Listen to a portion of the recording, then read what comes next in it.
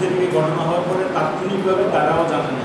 পরবর্তীতে সেই ভিকটিম, দ্বিতীয় ভিকটিম যেটা, ওইটা তখন তার শারীরিকভাবে একটু অসুস্থতা দেখা দিয়েছে, তখন মা জানতে পারছে।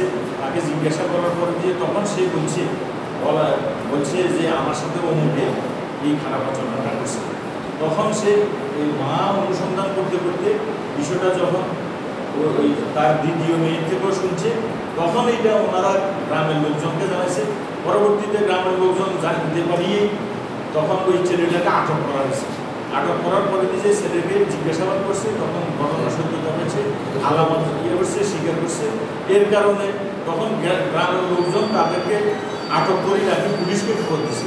পুলিশকে খবর দেওয়ার পরে যে পুলিশ তখন যাই ঘটনাস্থলে যাই ওই ইয়েকে অভিযুক্তকে আটক করছে।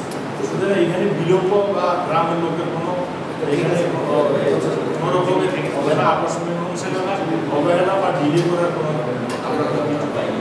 এই যে নারী নির্যাতনগুলি চলছে, এই নারী নির্যাতনগুলি ভিকটিমদেরকে সাপোর্ট দেওয়ার জন্য সারা বাংলাদেশে একটা সেল উনি কিন্তু দিয়েছেন, সারা বাংলাদেশে আইনজীবী ফোরামের নির্দেশে। এটা অত্যন্ত সেন্সিটিভ বিষয়গুলি উনি এই 7 সমুদ্র 13 নদী পারে বসেও উনি মনিটরিং করেন।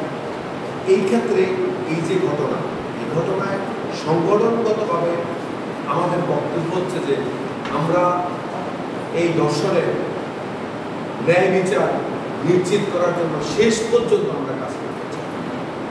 কারণ আমাদের দেশের দর্শন মামলাগুলি বিচার পর্যন্ত আসে না। মাঝপথে কেউ টাকা দিয়ে মীমাংসার চেষ্টা করে, কেউ সাক্ষীগুলিকে আদালতে প্রডিউস করে না।